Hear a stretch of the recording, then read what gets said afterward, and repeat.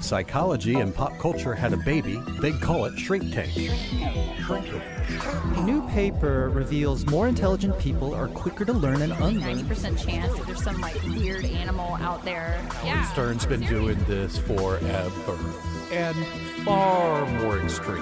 From Nashville and Charlotte, this is the Shrink Tank Podcast. And welcome, everybody. If you're joining us for the first time, a special welcome to you. And if you're coming back for more, thanks so much for joining us again. I'm Dave Verhagen here in Nashville. We have a great show for you. Our trending topic today is racism in America. That's a hot one. We'll talk about it in our second segment. But first, we'll meet our Charlotte panel. And Dr. Frank Gaskell's here. Hello, Frank. Hello, Mr. David. You doing pretty good? I'm doing pretty good. Had some weird dreams. Yep. Hedderly was in my dream Hedderly was in my dream last night. Number was one, it a his sex dream? No, it was a racist dream. It was really pretty racist. It involved some kung fu fighting and him trying to fix my computer, and there was also an interdimensional thing, and I kicked Hedderly's future self in the head, which in reality was me kicking Liz as hard as I could while I was asleep. Nice. Thanks. Need to cut back on the old Chipotle before you go to bed. Well, you've heard him already. Jonathan Hedderly's here. He's our certified Asian who rounds out our panel. And Jonathan, you doing fine? I am, mostly because I've never had any dreams where Frank was in them. So that Right. definitely makes me feel better about myself. Hedderly is my Freddy Krueger. Actually, I'm your scary Terry. You're my scary Terry. Run, but you can't hide, bitch. Well, each week, Jonathan trolls around the internet and he finds a great story of psychology in the news. It's our first segment that we call Being Human. So gay conversion therapy was once accepted, but it's now considered an unethical practice. The approach, however, never claimed it was evidence-based since there was no research to validate its effectiveness. Now there is a new study that provides concrete evidence that sexual orientation conversion therapy during adolescence is associated with poor mental health outcomes. Participants in the study were asked, between the ages of 13 and 19, how often did your parents try to change your sexual orientation? They were also asked, between the same age range, how often did your parents take you to a therapist or religious leader to cure, treat, or change your sexual orientation? Those whose parents tried to change their sexual orientation had threefold higher odds of having ever attempted suicide, and those whose parents enlisted the help of a professional, either a therapist or religious leader, to change their sexual orientation had a fivefold higher odds of having ever attempted suicide. Frank, what do you make of this study? Well, at the core of it, this is about identity. So somebody could electrocute me to not like Star Wars. Okay, well, that might work. But Star Wars not necessarily is who I am. And when you put that within the context of parent, you're wanting unconditional acceptance, you're wanting the love of your family, and now they're wanting to change the core of who you are that you can't change. That's like one of the worst things you could do. It's not a belief that the kid has, it's who they are. And by trying to fundamentally change their core, then that's essentially saying, I will not accept you unless you're this way. And it sounds horrifying. Yeah.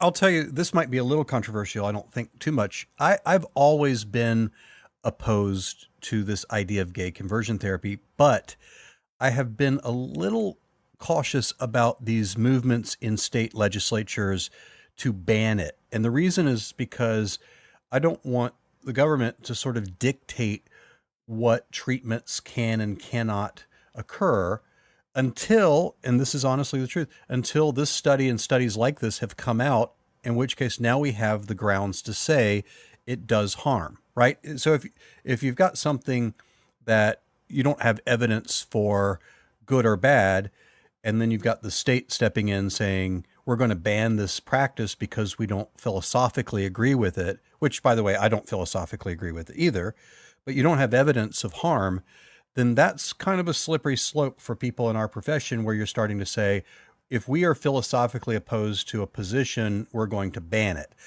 But now we've got evidence, and this study's one piece of that, and there are others that are like it that say it does harm to people. And now it's fine to say, look, given what we know, this is a harmful practice and it should be something that is prohibited. Yeah, I saw another article online that if I heard a therapist saying this to a child, I would report them to Child Protective Services within the context of this kind of therapy. And the quote, it was this therapist told a guy that he was the last gay man on earth, and because all gay men had AIDS, to a 13-year-old. And then they said his chances of getting into heaven were shrinking every day. Like, come on. You're saying that to a 13-year-old, that's emotional abuse. Yeah, and you talk about acceptance. There's also just brainwashing as well as rejection. It's a real conditional form of regard and affection. If you deviate from what we believe to be the moral standard that your family or parents subscribe to, then not only are you outcast in terms of the family, but on a religious or spiritual, sociological level or eternal level, that you are going to be damned or judged for that. And this is, not just true for this, but true for a lot of issues. I would just say, how dare a Christian judge another person? It's not your job to judge, and it's not your job to change another life. And the how antithetical this is to unconditional love is just jarring to me. I don't know how that cannot be seen by that community. And I just want to underline the point that we've already made, is that this study and a few others like it are really important because they make there's not been a lot of really good studies around the practice of this, other than people being opposed to it because it's a gross practice in principle. But now if you can say, look, this is a practice that harms people, then it's something that we now have some empirical basis to say, look, this is something that needs to be strongly opposed. If doing something, the therapist's first charge is to do no harm. And right. If you've got evidence that says you're engaging in a practice that increases someone's suicide risk, maybe even exponentially, then you're doing harm. So I think it's a biggie. It's a big study.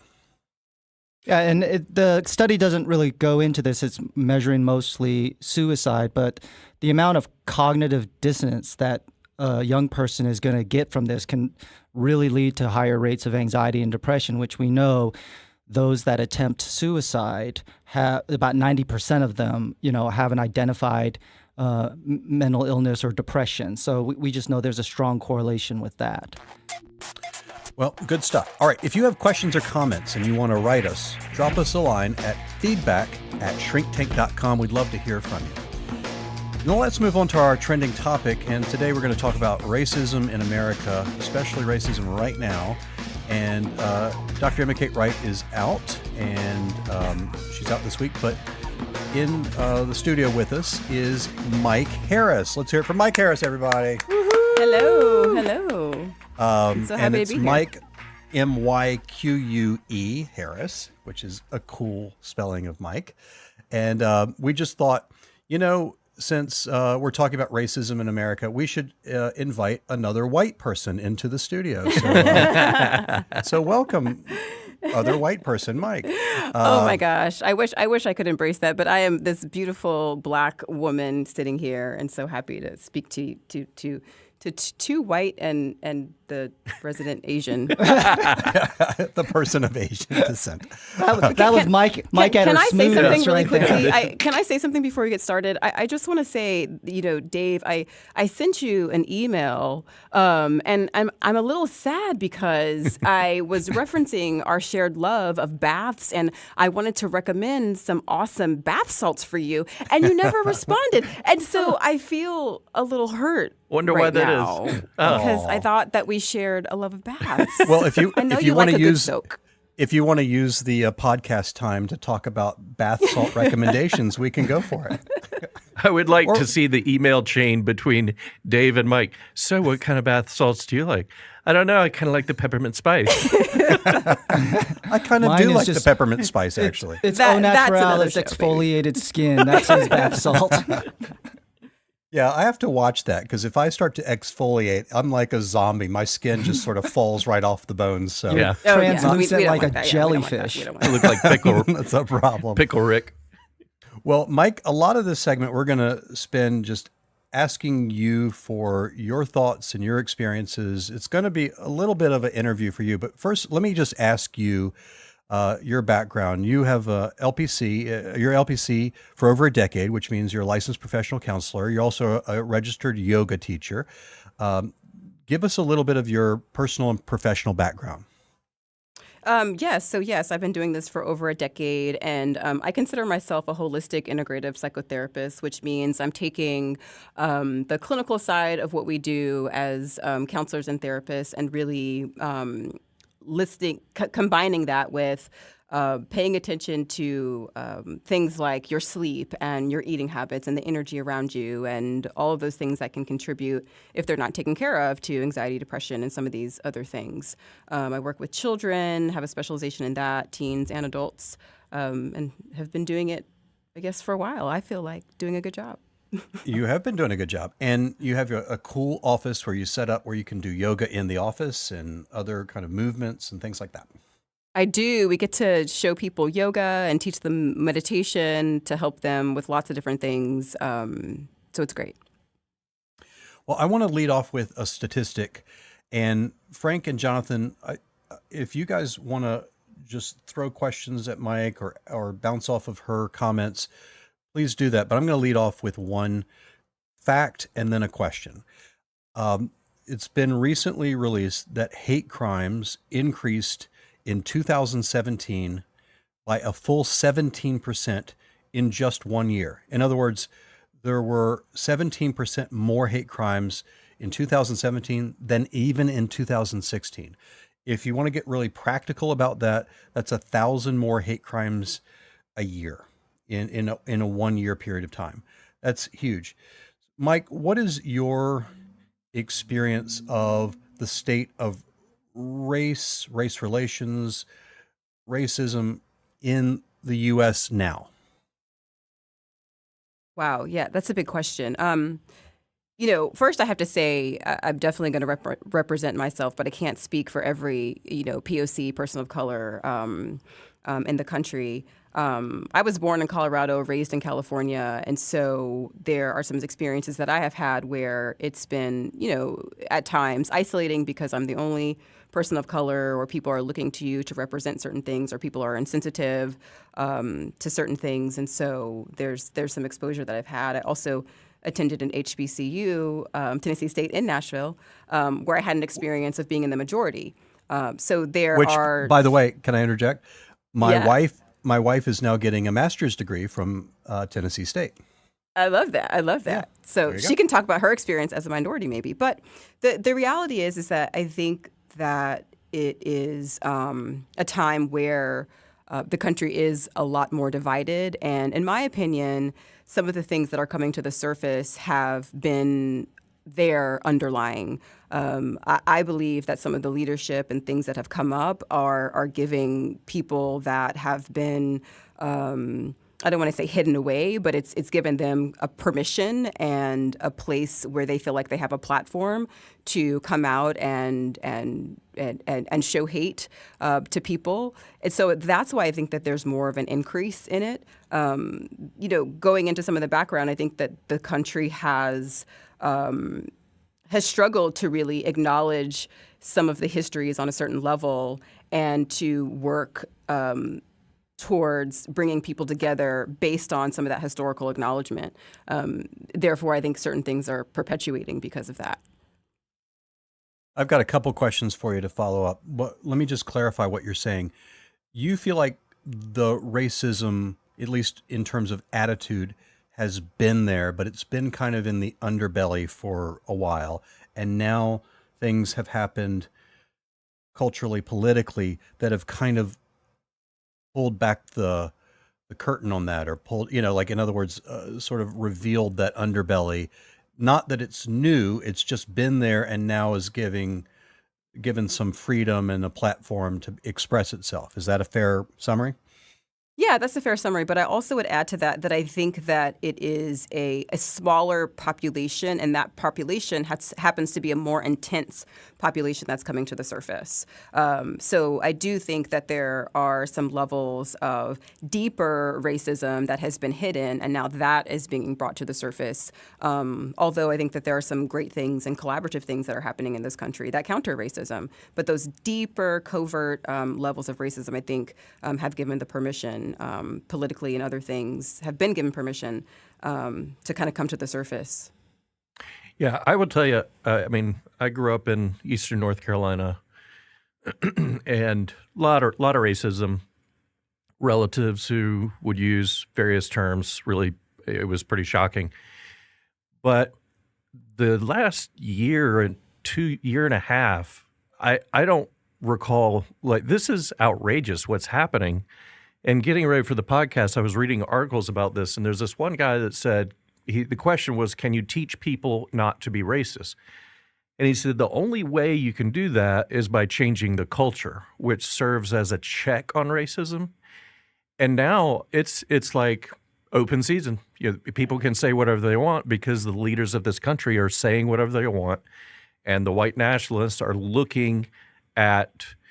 Like, if you look at the photo of Obama's and interns and people there's a lot of different people of color, really diverse. You look at Trump's, they're all white, lily white. And if you have this idea of like, well, I'm going to express racism, then that's an open door. Go for it. Who cares? Myque, I'm curious to get some of your thoughts or take on two elements that I always wrestle with, trying to kind of figure out the recipe or the algorithm of race relations and racism in America. There's two things that often pop on my radar. One is socioeconomic, in terms of do we as a culture tend to recognize in our culture the power, and the people in power tend to be affluent white Americans, or historically that's been the case. Is there an element of when some folks find themselves in economic hard times, they look for a scapegoat or to blame, and they externalize it towards people of color and other ethnicities as an easy scapegoat? And so I'm always trying to figure out the economic variable in race relations. The other would be education. And I think both of those oftentimes kind of mix together with also opportunity, certainly. But I mean, and this may be a very oversimplified take, but there's a part of me that just believes that there are just some people that are just racist. That it's going to be very difficult to change their mind. But I think there are other people who don't believe they're racist, but there's other factors that really impact their view of diverse people that are different than them, people that either they're envious, jealous, or easy targets to scapegoat for the world's ills and problems. And I know that's a very complicated question or questions I'm throwing at you, but do you have any thoughts about that? Yeah, I was thinking of your question and trying to break it down into sections and categories to hopefully answer and touch each point. I think first, socioeconomics, SES status, and education play a huge part in a number of different things. And I think that stereotypically, people in society will associate low SES, poverty, lack of education with people of color, primarily African Americans and Latinos. Although, if you look at the majority of people with lower SES in the country, there are more whites that fit into that category.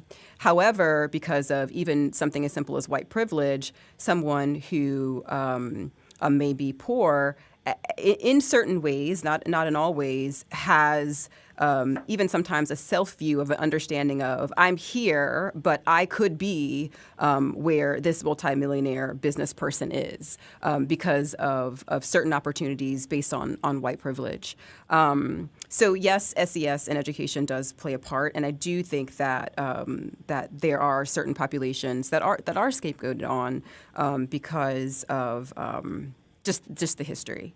I was trying to think of the latter part of your question to make sure I come back around. Well, there was one that. thing that you were saying: are there people that are just basically racist? Oh, yes. Right? And it's from the same. It's a Yale, I think, sociology researcher, and the question posed to her was, what causes people to be racist? And she said, partly people learn, and parents have to teach you don't be this way. But the other part they said is this is also biology. Are you the same as me? Are you different from me? And that unfortunately we were wired that way from early in our, evolutionary development. And so now it's multifaceted. So if you look at Europe and the Muslim community moving into France, well, they're the minority and they're seen as poorly educated. But in America, it feels in the past more complicated because people would say, oh, well, I'm not racist, but they weren't aware. But now it's, well, they're just going to be racist. Who cares? I want to bring up the point and maybe even if there's time to ask a question to you guys, but I think there's something very interesting about the fact that yes, I think that there are racists, but I think that there are some people that may not consider themselves racist, but they feel threatened. Mm-hmm. They feel threatened by the growth of people of color in this country and what that growth does to their position. Mm-hmm. So if they feel very threatened and intimidated by that, then their natural, reaction is to say, okay, I have to fight this. I have to fight your growth and your progress because if you grow, then that in turn is going to take something from me. It's at their expense. Exactly. And so I don't necessarily agree with that, but that's the mentality I think that people have. And so when they're given permission to say, hey, fight for what's yours and don't let this person take it away, then their natural reaction is to step in and to do that. I think that's spot on. I do. I think it's spot on. I think there are a lot of people that would not think that they held racist attitudes, but when they feel like they're threatened, they see it as a zero-sum game. They see it as if someone different gains, then I lose. And so I have to fight for what's mine. And that is, whether we call it racism or what we call it, it's the same outcome. It's the same thing, for sure.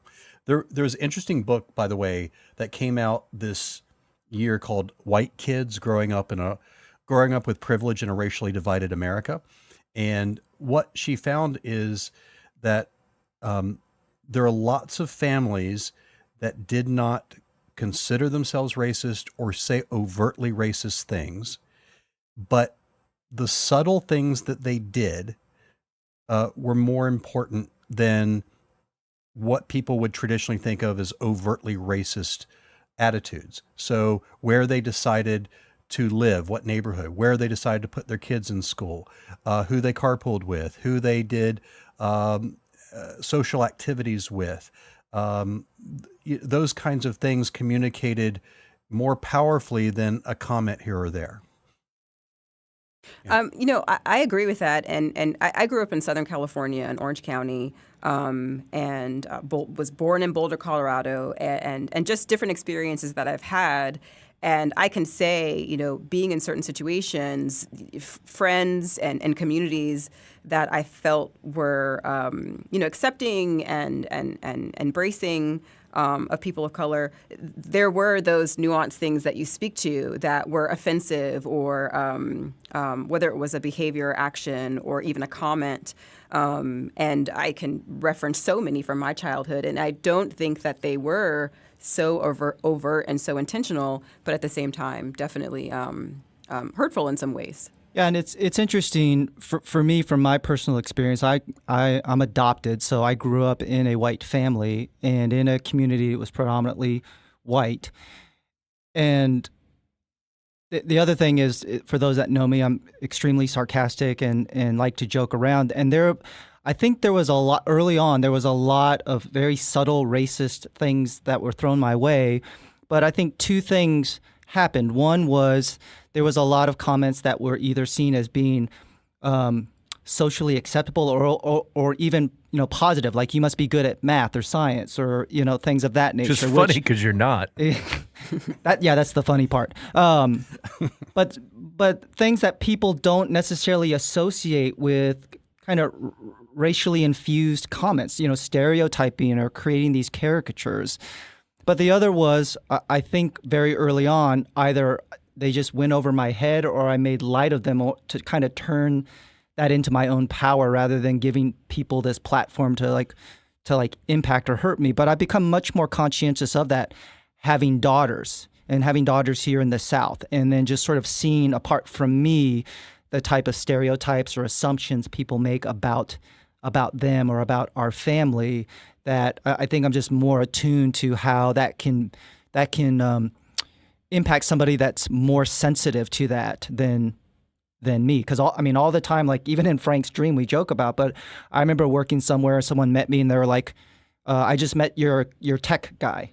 That's just their assumption. It's funny because you're not technological. And I think it's even that with what Jonathan is saying, it's important to point out that positive stereotypes can still hurt and still can have a negative effect on someone. So here's a question to bounce off of that from Myque, and this is something that I have been very sensitive to. Jonathan's an adopted person. I'm an adoptive parent, and I have one child who's white, one who's Hispanic, and two that are Black. And the two Black children are from West Africa, and they're a brother-sister sibling pair. And this is one thing that I definitely know that for both of them, they experience more prejudice, comments, and so on than others. But I do notice, and this is consistent with what I've heard and read, that my son, as a Black man, experiences more overt racism than my Black daughter. And I'll give you just 4 quick examples. I've seen him followed in stores as soon as he walks in the door by the assistant manager to make sure he's not stealing something. And they didn't realize I was with him, so that they didn't know that I was watching them watch him. I've seen him be asked to leave the grounds of an apartment complex that he was just walking around in with a friend, while other people who weren't residents there were not asked to leave. I've seen him pulled over for no reason and asked questions that were clearly fishing for a reason to pull him over. I've seen him denied membership at a recreation center. Do you think there's any truth to that Black men in particular face more overt racism in our culture? The short answer is yes, without hesitancy. I have between my brothers. I have 4 brothers. I have a blended family. Experiences I had, growing up with my dad, with my stepfather. I've seen those realities play out time and time again. Some of them being very subtle, and some of them being, much more in your face. And also, as a Black woman, and I can say specifically as a person of color with a darker complexion, there are experiences that I have had as well, even just as a woman. If I want to take something back, whether it's to Old Navy or to Nordstrom's, depending on how I'm dressed, I'm treated a different way. And right. I think that can happen to everyone, but in an extreme variation with people of color. So, I do think that, yes, it is a problem, and that it's not something that your son has imagined, that there is a deep reality to that. And we are seeing that, over and over again in the news and in different situations throughout this country. And it has to be addressed for what it is. And more importantly, when things happen, there have to be bigger consequences that speak to the way that the country values people, but specifically men of color in this country, by the way that they are handling those situations. And I think that Black men and some people of color feel undervalued because of the way that some of these situations have been handled. Well, and let me just say also, those examples that I gave are things that I've personally witnessed. He's not even told me those. There are dozens and dozens of other things that he's not told me, I'm sure. So last question, and this is kind of a bundled question with two parts to it. What is the psychological impact of racism? And second, is there any practical thing that people can begin to do to push back against this trend that we're seeing where there's more overt racism and more evident racism in our culture? Yeah, so the first, and I might have to have you repeat the second, but the first is the impact is great. And one thing that I want to, bring some attention to in a very kind of concise, short way is that racism isn't just, a comment or a mindset that somebody has, but it's also, deeply rooted in the way that certain things in our society, the way it operates or the way that certain things go in terms of access to education, access to building a business, access to all these other things that have tremendous effects on specific groups of color, Black people, Latino people, and then ultimately effects on generations thereafter. So if it's very challenging for you to build wealth, then it becomes more challenging for you, for your son or your daughter to build wealth. If it's harder for you to get an education, so racism is deeply embedded in some of those things that are outside of just a comment that somebody's saying. So we have to acknowledge that and acknowledge that really does perpetuate a lot of things. And to answer your question, it does deeply affect on people. And then the second part of your question, I wish my brain would hold that, but well, it's if there's any practical thing, for the listeners of this podcast, for people who are really they're interested in making a difference or changing something, is there any practical thing that we can do about this? Yes, I think, as a parent, I think it's really important what Frank said based on some information that he read. It's very important that one, parents and adults are looking at their own behavior. Like, right, for you, Dave, to have a certain amount of insight to say, I can pay attention to these things and see the experiences that my son is having. Some people would not even notice them. They would go completely unnoticed because they're just not trying to be aware. They're not putting intentionality to seeing certain things, and so they don't even see it, right? So that's work that the adults have to do. And then the next part is that we do have to do work with these children, because I work with young children, and I just don't think that kids come here with a certain level of hate in them. I think that certain things are taught and really perpetuated subtly and more directly. And I think overall, and this is kind of like the hippie in me, but I'll put it in this way. I will never forget this situation with, she's an owner of a yoga studio. Shout out to Sarah Ittman in Baltimore, Yoga Tree. And she gave me the opportunity to do a trade for yoga. So I worked at the front desk and did a little cleaning and everything to get free yoga when I was in graduate school. And I asked her about this thing that sometimes yoga studios have, where one teacher, if they teach at one studio in the city, they can't teach at another.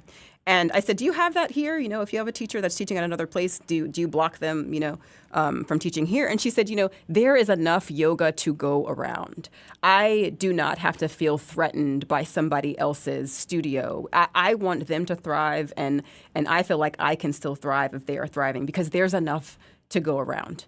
And so I take that story to say that I think if we take on the mentality, however you identify, and say, I can thrive and I can be a good person and I can also help my fellow person, regardless of their race, thrive as well, then we will begin to grow. But if we continue with a mentality of if you gain, then I lose, then we're all going to continue to lose. And certain aspects of racism are going to continue to be perpetuated in this country.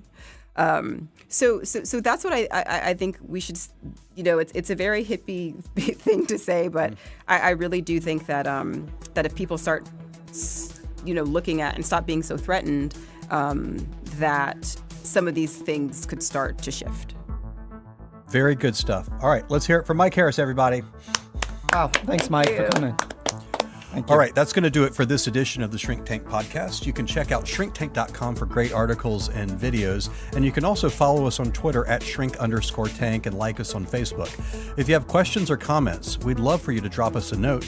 Our email is feedback@shrinktank.com. And if you like the show, please give us a review on iTunes. It helps us build our audience. We'd greatly appreciate it too. Our producer and theme music composer is Sean Beck, and our associate producer and social media guru is Mariel Butler. For Myque Harris, Jonathan Hederley, and Frank Gaskell in Charlotte, I'm Dave Verhagen in Nashville. Tell all your friends about us and make it a great week.